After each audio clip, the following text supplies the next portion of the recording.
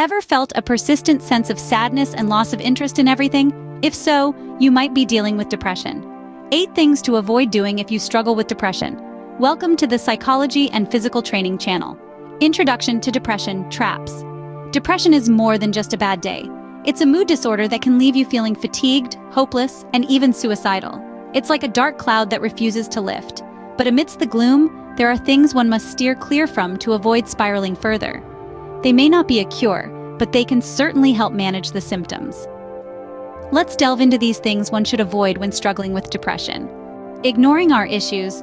Firstly, ignoring our issues is a big no-no.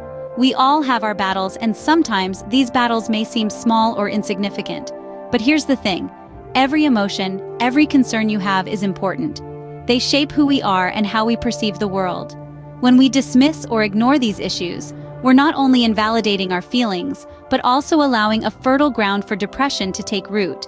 It's like a wound left untreated. It only gets worse over time. So instead of turning a blind eye, let's face our issues. It might be uncomfortable, it might be hard, but it's a necessary step towards healing. Delve deeper into your emotions, understand them, acknowledge them. It's okay to feel, it's okay to be vulnerable. Remember, there's strength in vulnerability. So never push your issues aside, face them and deal with them. Chaotic sleep patterns. Secondly, chaotic sleep patterns can exacerbate depression. It's a bit like trying to build a house on shaky ground. Without a solid foundation, everything else becomes more difficult. Sleep is our body's way of recharging, healing, and processing the day's events. When our sleep schedule is inconsistent or disrupted, it can throw off our body's internal clock or circadian rhythm, which can lead to feelings of fatigue, lethargy, and even exacerbate feelings of depression. Think of it this way. A well-rested mind is like a calm sea, capable of weathering the storms of life. An unrested mind, on the other hand, is more like a turbulent ocean, where even small waves can feel overwhelming. So prioritize a regular sleep routine. Try to go to bed and wake up at the same time each day. Give your mind the rest it needs to help you navigate through the rough waters of depression. A good night's sleep can do wonders, remember that. Locking ourselves indoors.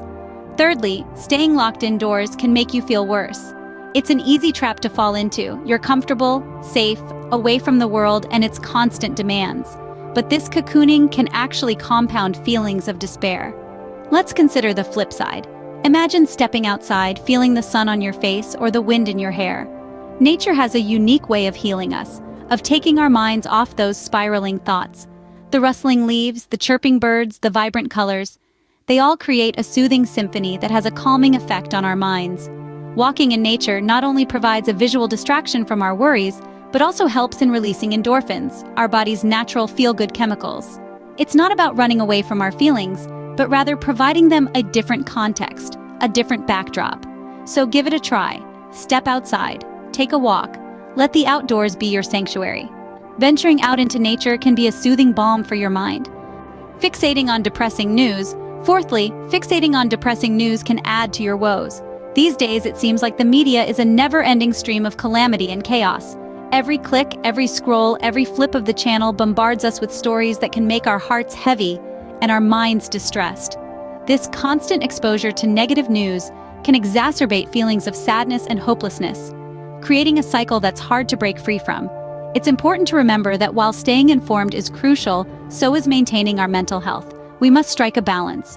Rather than immersing ourselves in a sea of gloom, we should make a conscious effort to seek out positive stories, those that inspire and uplift. Find the good in the world because it's there in plenty waiting to be discovered. Limit your exposure to depressing news and focus on positive stories instead. Escaping through social media or video games. Fifthly, escaping from feelings through social media or video games is not a solution. It's easy to get lost in the virtual world, where you can be anyone and do anything. It's like a sweet candy, luring us away from the bitter realities of life. But remember, this is only a temporary escape. When you use social media or video games as an escape, you're not addressing the underlying issues. You're merely putting a band-aid on a wound that needs stitches. It's like sweeping dust under the rug. Out of sight, but definitely not gone. Social media and video games are not inherently bad. They can be great tools for connection and enjoyment. But when they become your refuge from reality, it's time to reassess. The world of pixels and likes cannot replace the human need for genuine emotional connections. it cannot substitute the healing power of understanding your own feelings. Instead of escaping, try to sit with your feelings and understand them. Feeling guilty about depression. Sixthly, feeling guilty about depression is not helpful. This is a trap that many of us fall into. We sometimes blame ourselves for being depressed, thinking we should be stronger or happier. But guilt only adds another layer of pain to the already heavy burden of depression. It's like pouring salt on a wound. We must understand that depression is not a sign of weakness or a character flaw. It's a complex interplay of genetic, biological, environmental, and psychological factors. It's not something we choose or can simply snap out of. Instead of feeling guilty, we should strive to understand our emotions and find ways to cope. This could involve therapy, medication, lifestyle changes, or a combination of these. It's about finding what works for us individually. Remember, it's not your fault that you're feeling this way. It's okay to seek help and prioritize your mental health. Comparing ourselves to others. Seventhly, comparing ourselves to others is an unhealthy practice. It's like walking in someone else's shoes that don't fit us, causing discomfort and unnecessary pain. It's so easy to look at others and think they have it all together, that their lives are perfect, but remember, we're often comparing our behind the scenes with their highlight reel.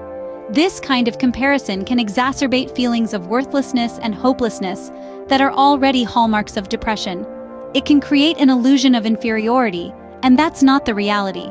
Everyone has their own struggles, their own battles to fight. What's important is focusing on our own journey, our own growth. We need to remember that our worth is not determined by how we stack up against others. It's about how far we've come, the battles we've won, and the strength we've found along the way. Your journey is unique. Embrace it. Not seeking support. Lastly, not seeking support when things feel out of control is a mistake.